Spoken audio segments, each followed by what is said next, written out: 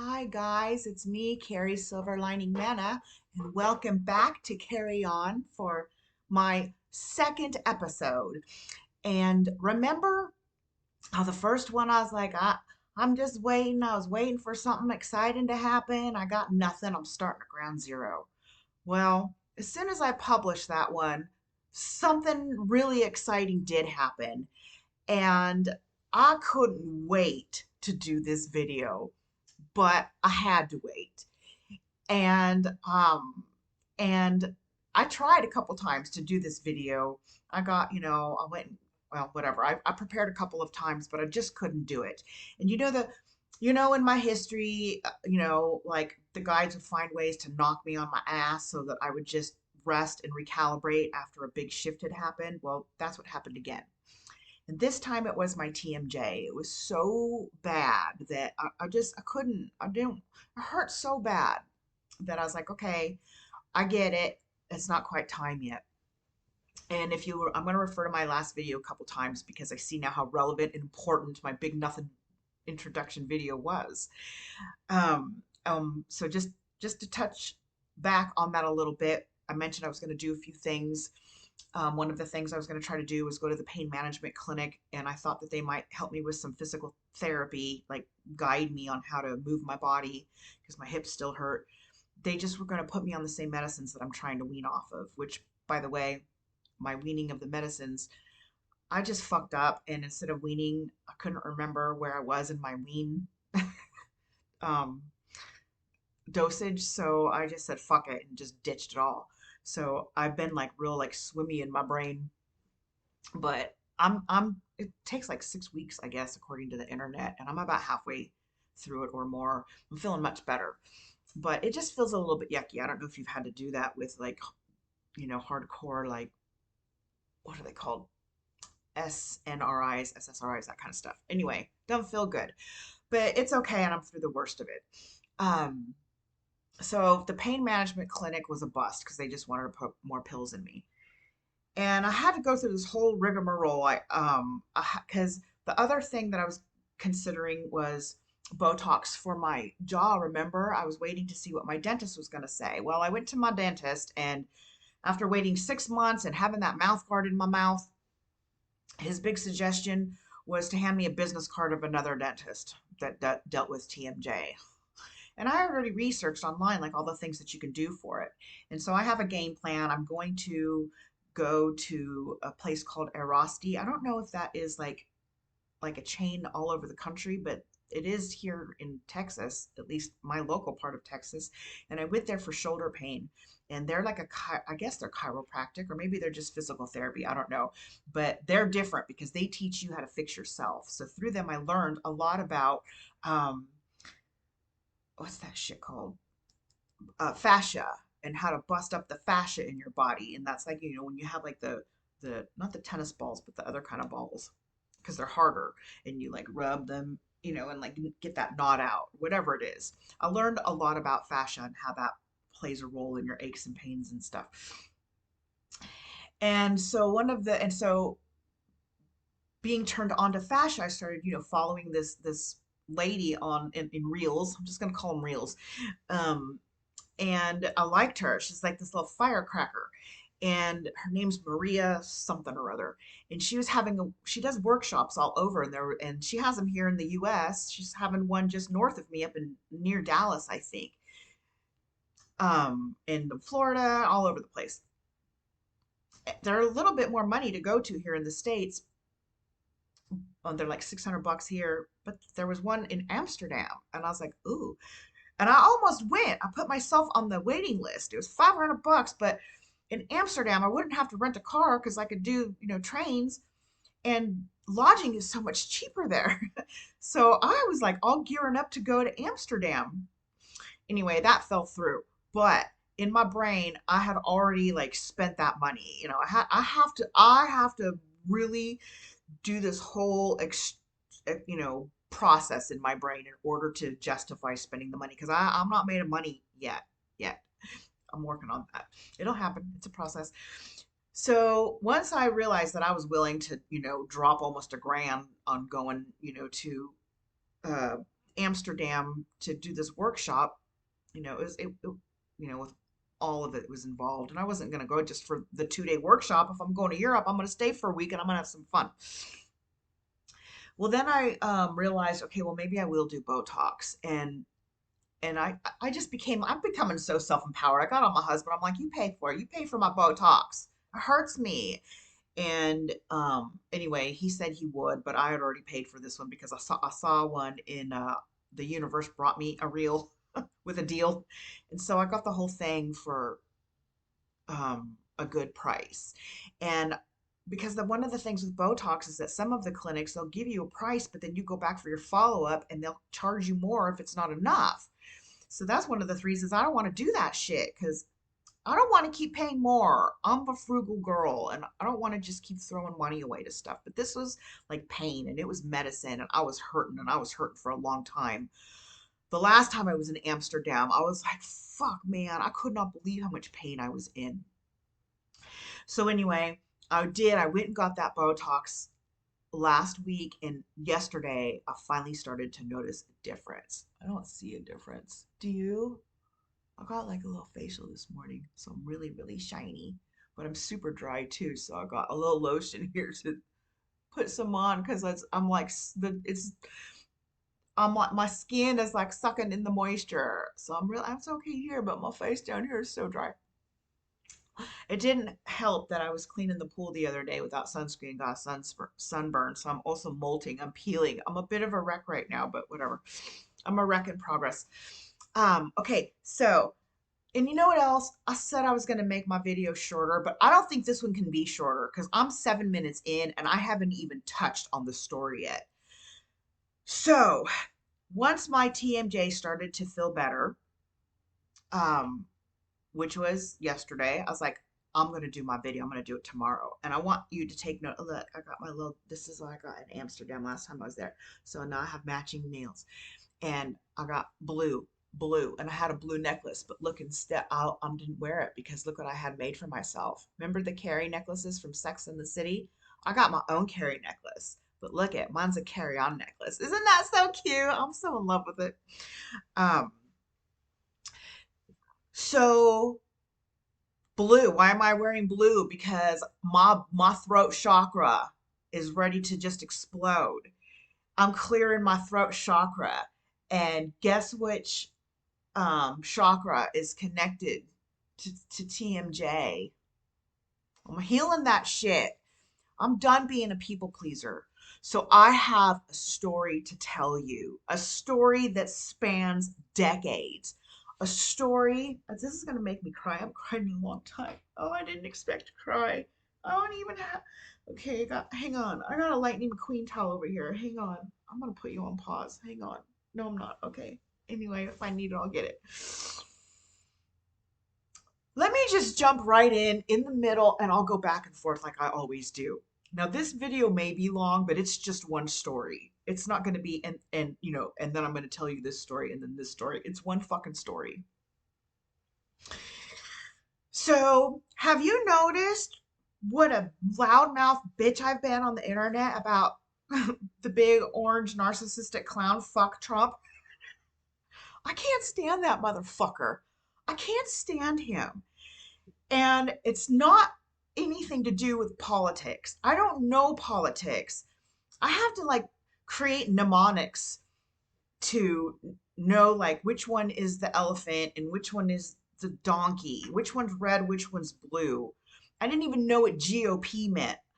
I started to learn it like during the pandemic because, what else did we have to do? And plus he started causing a ruckus back then with all of his stupid stuff about, how he handled the COVID and the dumb shit he'd say about injecting bleach and he's just so dumb to me. Anyway, I started to get sucked into it a little bit, but it really wasn't political so much as how stupid he was and the dumb shit he would say. And I'd stay out of it. And I'd stay out of it because I am a firm believer in letting people have their own realities, their own opinions, their own paths. Not only that, I am a people pleaser and I'm just going to be quiet. I don't want to ruffle any feathers. I don't want to hurt any feelings. But them days are over. I get to say whatever I want. I'm done being quiet for other people. If you get your feelings, I mean, that's not my intention. It's not my intention. But I'm not going to dull my shine. I'm not going to shut my mouth and keep from speaking my say for fear of it ruffling your feathers or, going against what you believe. Again, I'm not trying to be hurtful, but this is how I feel. And I believe that my point is just as valid as anybody else's. So if you don't like it, fuck you, scroll on. But that didn't happen. I start making these posts because, wait a second, because I realized I'm up here, I'm going to go jump back and forth between the 3D world and my place in the expanded, my cloud, sitting in my cloud with my expanded viewpoint. Because I would watch people, you know, learning and growing and seeing what was going on and stuff. And I do this a lot. I come way up here and I see, like, let's take Michael, my twin, for just a minute, for example. I really did myself a disservice by staying in that expanded place because I know what a twin flame dynamic is. I know that the shitty things that he did or the shitty things that I perceived he did was meant to propel me and help me grow. So his assholery, on the flip side, we agreed to this. I know he really loves me over there, and we're near identical vibrations. He's my twinny. So I wouldn't get mad at him. I would have, this fucked up gratitude in a way, knowing that he was here to help me. But I don't live over there. I live here. So I'm going to talk about this later, but just because there is a story, that story's coming too. So much has been downloaded into me since that first episode. So when I stay in that place, I don't do my work. So I had to come down and do my work, get off that cloud. So I'm like, I'm going to jump in this and I'm going to start spouting off. I'm going to join in this and I'm going to grow and I'm going to clear my throat chakra and I'm going to speak my mind. And speaking my mind did ruffle some feathers, one feather in particular. And I've told this story before. I've spoke about this person before, but I didn't use names because I didn't want to hurt feelings and I didn't want to ruffle feathers and I tried to protect people because, from the expanded place, they're just helping me. But I don't live in the expanded place. So here I am getting pissed. And I ought to get pissed because when you get mad, that's when you're done. And it's your soul's way, your spirit's way, your body's whatever, your evolution's way of letting you know that you're done taking the shit. So once upon a time, a long, long time ago, I met a boy at a skating rink, and his name is Larry. And I was in sixth grade, so I was like 11 years old, and he was a much mature older man. He was in high school. He was in ninth grade, so I guess he was about 14, I guess. I'm just gonna, just go with the numbers. I could be off a little bit. And he was my first experience of unrequited love. And, we were friends, we were friendly. We all hang out at the skating rink together. And everybody knew I loved Larry. Everybody knew. In fact, when I was in seventh grade, I had a friend named Courtney, and we were learning, of all things, it was my social studies class. We were learning about, like, and I'm going to get the words wrong because I'm not into politics, but like kingdoms and serfs and stuff. And the teacher was talking about, he made up a name and he said Lord Larry. He goes, let's just say it's Lord Larry. And my friend who sat next to me, she giggled. So she'd always talk about Lord Larry. And because she knew I loved Larry, she'd call me Queen Carrie, Lord Larry, Queen Carrie. So I have a history of politics with this guy all the way from junior high, which, I didn't put together until, a couple of weeks ago.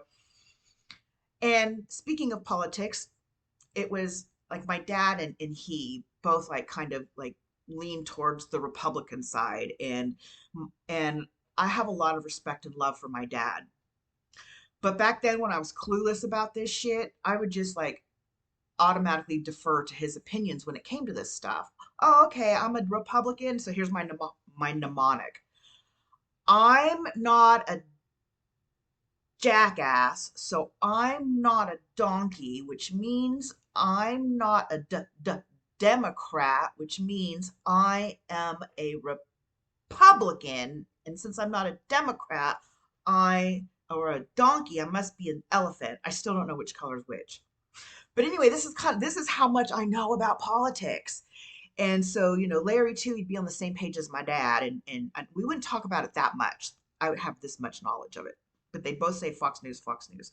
Well, I have learned since then that my dad, I love you, Dad, I love you, Dad, but he is so into conspiracy shit. He lives in such a place of fear. The things that comes out of his mouth, I just almost feel sorry for him.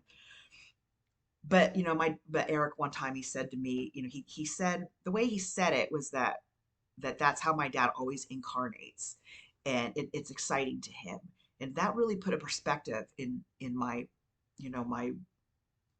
my perspective. Is that who am I to try to change things for him, because I kind of feel like it's my job to plant seeds. Live fearlessly, live fearlessly. But if that's his jam, who am I to change that for him? It's not my biz. So I really tried to back off. It does irritate me. He's always sending me fear-based shit, and it's so stupid. It's so stupid. I'm not interested in your stupid fear shit. Do you not know? I mean, he doesn't get how the universe works, so whatever. That's his thing. If he wants to send it to me, I just let him. I don't tell him how stupid I think it is. So anyway, I quit resonating with that shit a long time ago, but so anyway, Larry and I have always had like this political connection. So these posts were getting under his skin, and I would make a post about what a narcissist Trump was, and Larry would come back at me, well, see, like, he's such a liar, he's such a fucking liar. It just, lies fall out of Trump's mouth, blah blah blah, because he's a narcissist, and it must be so natural for him. And Larry would come back at me, well, let's talk about all the lies that Biden did. And and I'd be like, it's irrelevant. You're not listening to me. I don't care about Biden, because you know what? Biden probably did lie. All of the presidents probably lied. I've lied. I bet all of the humans on the earth have lied. Lying's not the issue. It's the reasons he lied, because he's a narcissist and the ways in which he lied. But Larry just isn't getting it. And I was doing this post after post about the narcissist aspect, and he'd keep trying to throw in the political aspect. And that is what a narcissist does. It's like they gaslight and they throw in shit that's irrelevant, and they tangle it up. And you can try to explain it to them over and over and over again, but you know what they do? They'll just throw another wrench in the gear. Not only that, they never ever like address what you're saying. They'll never say, I see what you're saying. I get that. I disagree. Or I think that perspective is a little skewed or is missing a few details.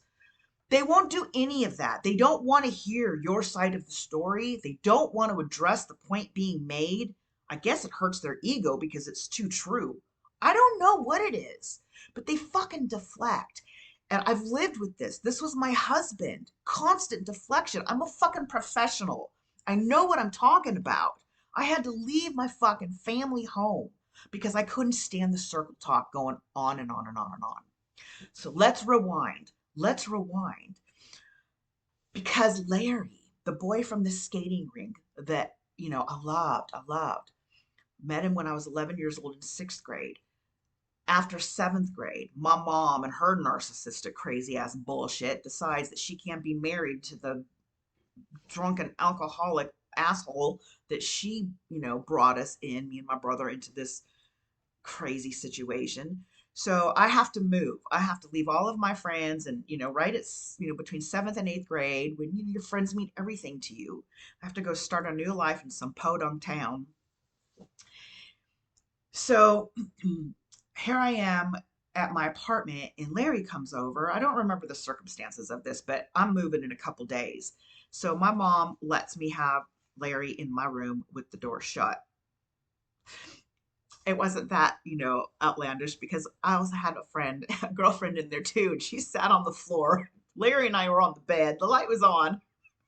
My poor friend Dawn. She said later on, she goes, Carrie, I don't know what you were doing up there. I knew you were doing something there. And I just looked at your Duran Duran book over and over and over again.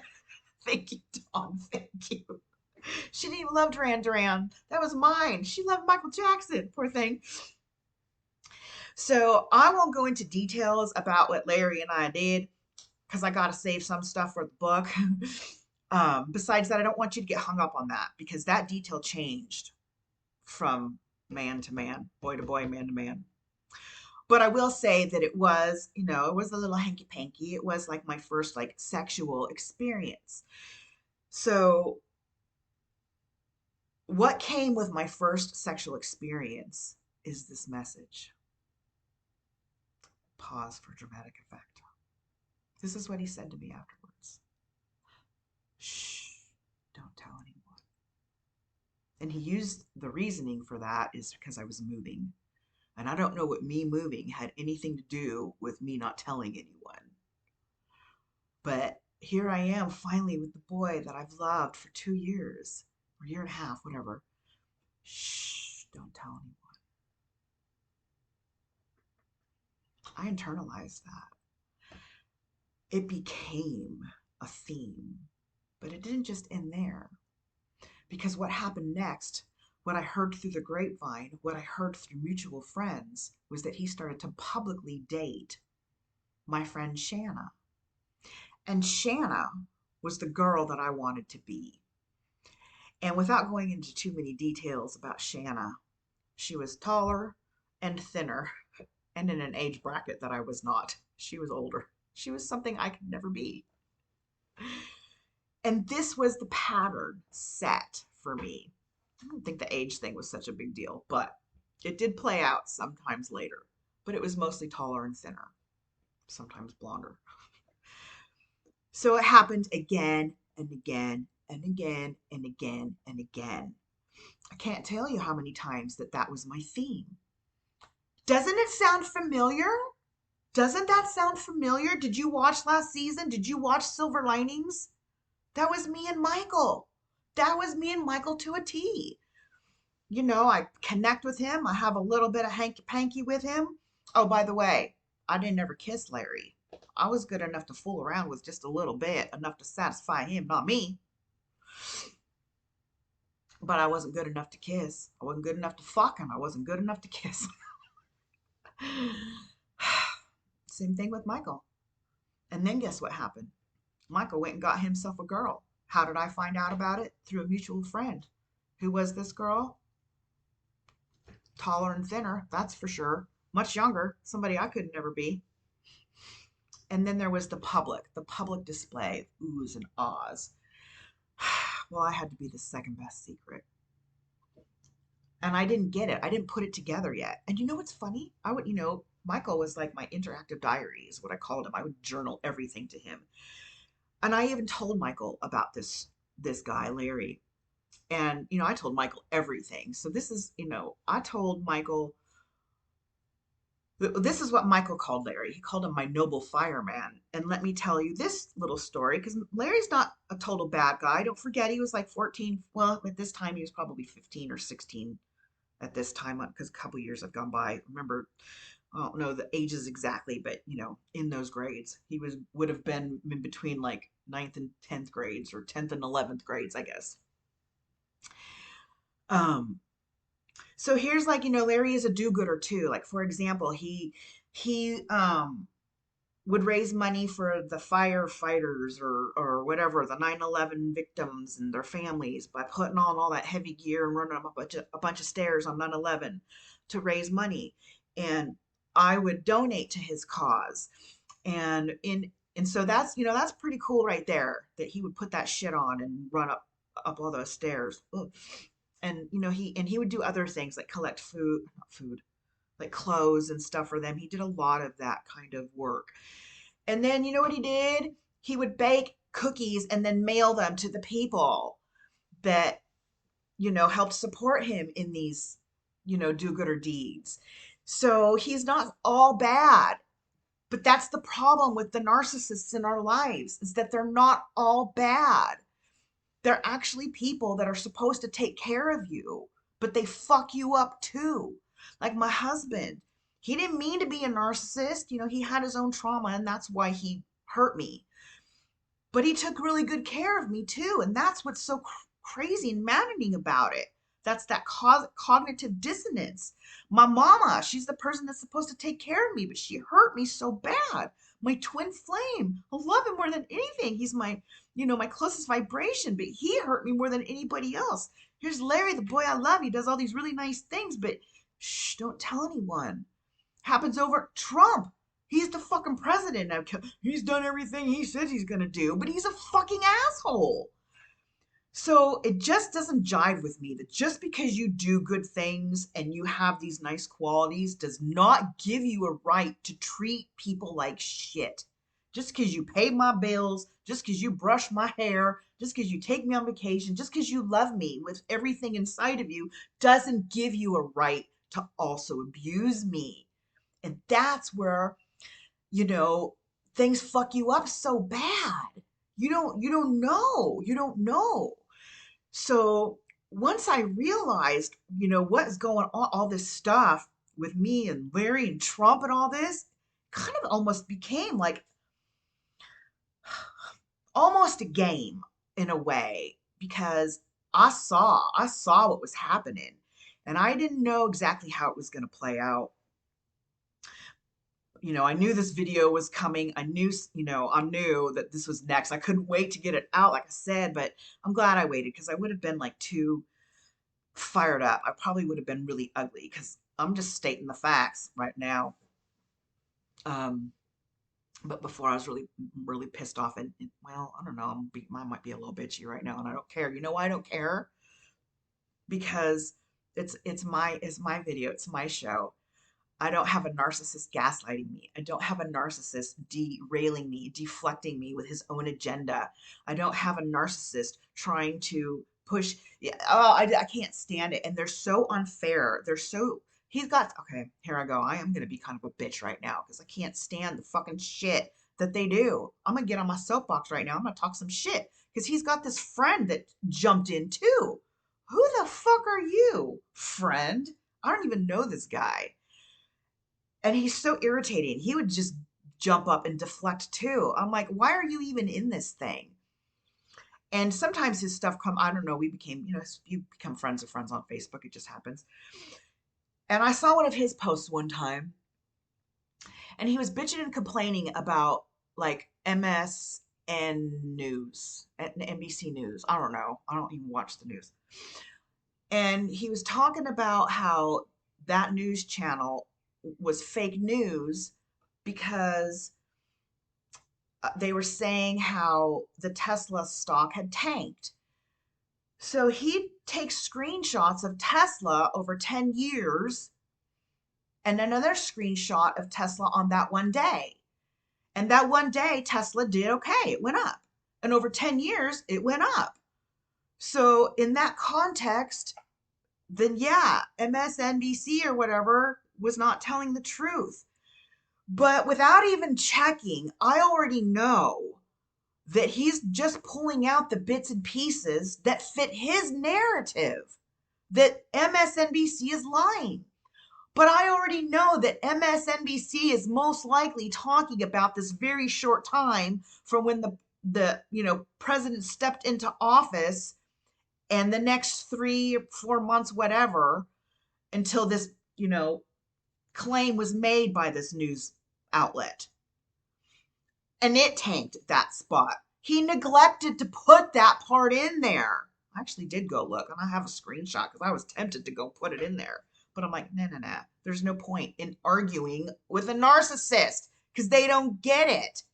They're so immature. I'm going to pick on this same guy again because I feel like I got under his skin too. I know I did. Because why is he commenting on my stuff?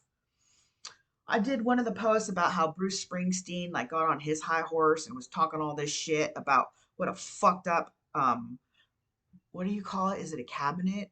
Whatever it is. Fucked up, house, whatever, president thingy. See how like lame I am with politics? I don't pretend to know it. And Bruce Springsteen, he was speaking his heart about things he really believed in, about specifics, about how unfair and dangerous this administration, that's the word I'm looking for, is. So he's being like, talking about serious shit. And I believe that a mature person with a brain would address the issues that Bruce is saying. Is that his name? Bruce? What's his name? I already forgot his name. Whatever. Yeah, Springsteen. By the way, I hate that. I don't like his music. So I don't even like this guy. But I will respect him to have his words if he wants to. If I don't want to hear his words, I want hear his words.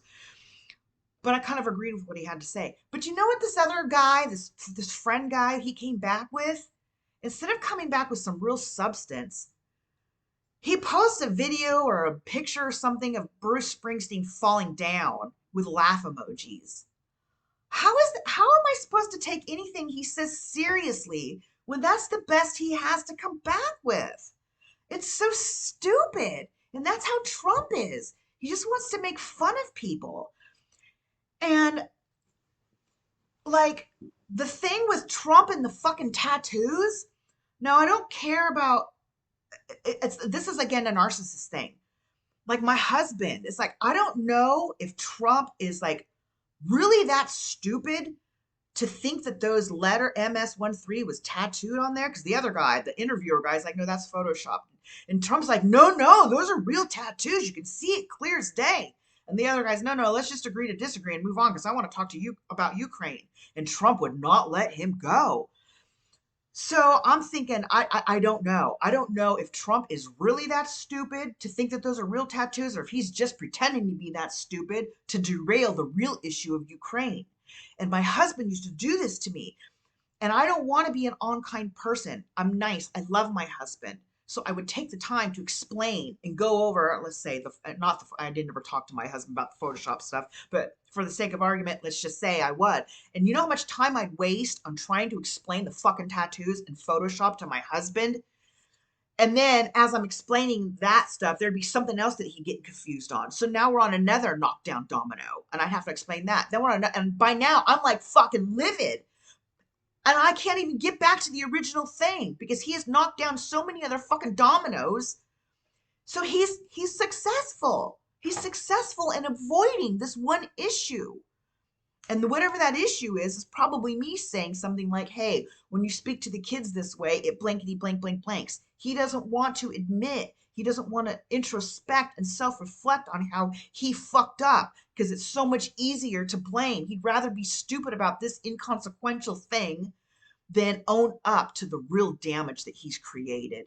So when I see these idiots just do stuff like, ha ha, Bruce Springsteen fell down, it's like, where's your fucking substance? Be a fucking man, grow up. I'm so triggered by that stuff, and it's okay. I won't be triggered much longer. I can't wait to get these videos out of my system.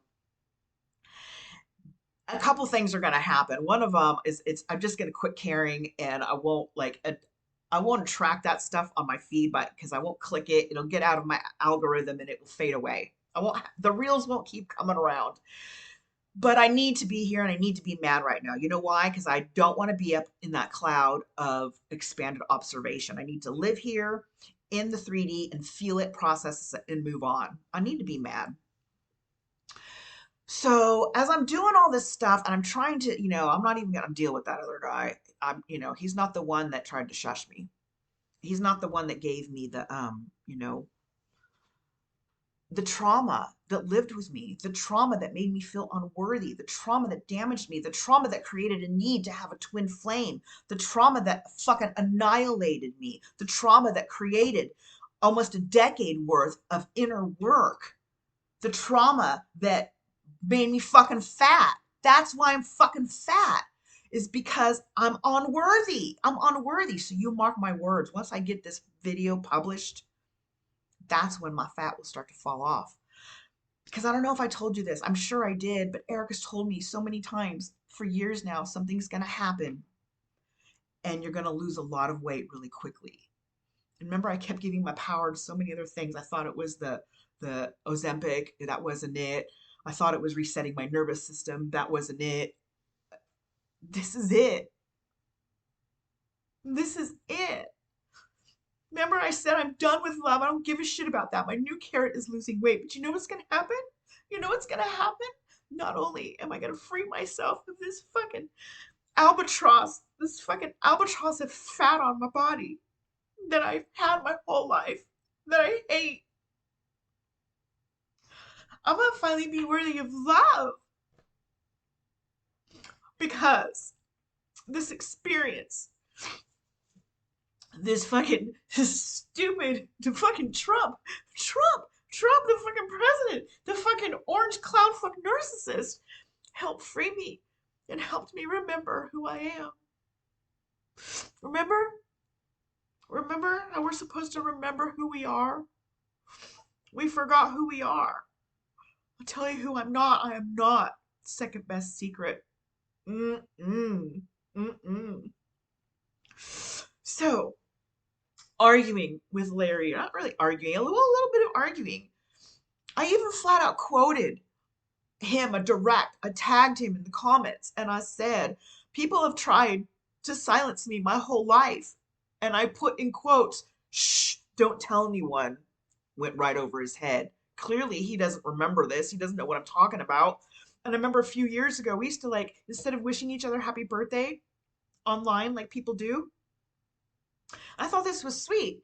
He would text me happy birthday. I got a personal text from him, so I'd text him back. But I quit doing that because I realized one time he texted me and I said, I just realized that you were my first bad guy. He didn't question that. He didn't know what I meant. I mean, maybe he did know, but narcissists, they don't like to face things. So he just dropped that. I guess he didn't question it. I didn't care. But I got so turned off that I didn't unfriend him, but I unfollowed him. So that was like the beginning. But you know what? I am gonna unfriend him. At first I was thinking that maybe, we could talk about this later and, yuck it up. But then again, I'd be doing myself a disservice because maybe he did help me. But I live here. And can you believe, isn't that so crazy that 41 years later, 42 years later, whatever it is, the same fucking boy that said, because wait, I gotta go back. How fucking satisfying this is. Larry would not get it through his fucking head. It's not about politics. It's not about Biden. I said, I put it in all caps. I pulled a Trump. I put it in all caps. You're not listening to me. And I said, enough is enough. I'm shutting you down. Shh. And that's the last interaction I had with him. He came back the next day and hearted my Mother's Day post that I said I had a nice day with my kids. Like he wants to be friends again, or he just doesn't want me to dislike him or something. I don't know. But I'm fuck off. Fuck off. I don't have room in my life for people that tried to shush me, that found me disposable, that found me unworthy of people knowing that he touched me. Fuck you. Fuck you. Fuck that. Isn't that an amazing story? And get this. I really wasn't sure what was going on. I wasn't sure how to approach this, what was going on. I mean, I saw the clues happening, but listen to this fucking clue. So many people popped into my inbox when I started getting, feisty. And one person that popped in was a boy from motherfucking kindergarten.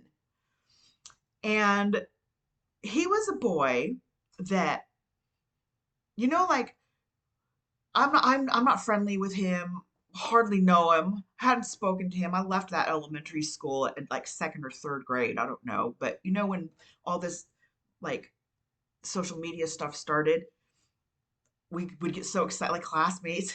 You get so excited and you just find your elementary school and you recognize a name from your class and all of a sudden you want to be friends with them. I remember you, remember that. So that's how we connected.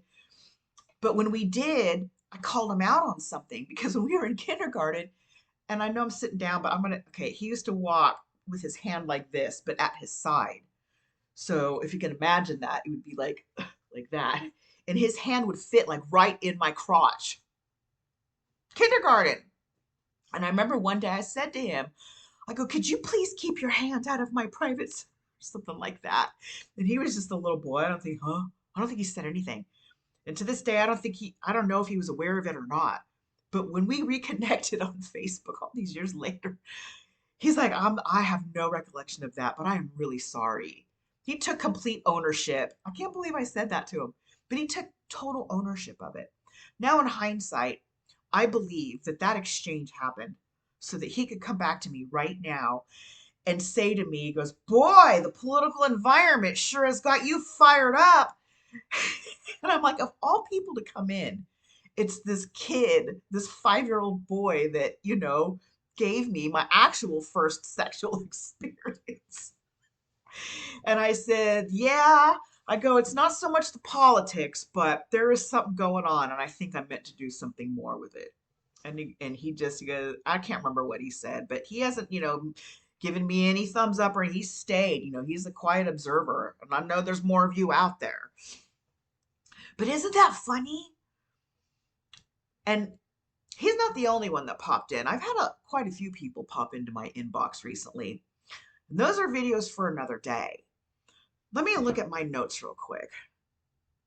Let me see. Okay, got that one, got that one, got that one, got that one, that one, got that one. So I've been listening to my friend Carrie Walker. She turned me on, and I've known about Lee Harris before, but I just wasn't ready for him. I started listening to him a little bit again, and I listened to this one thing, and it said, a lot of your things from your past are going to start resurfacing right now.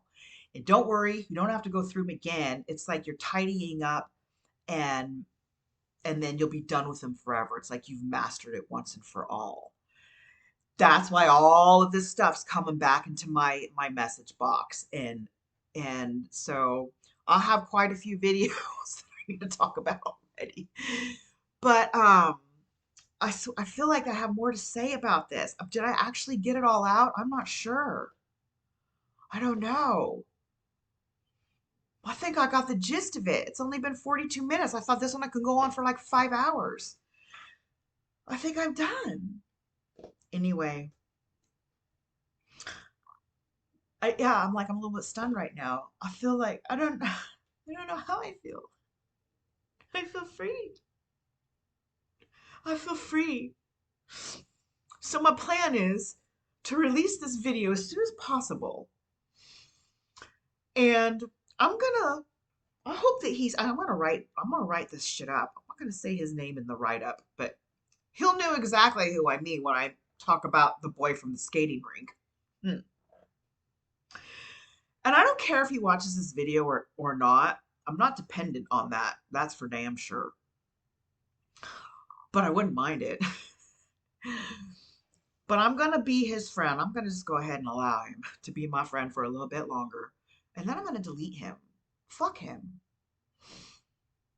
You just go, oh, wait, I know what I have to say. I know what I have to say. This is my theory on people that follow Trump still.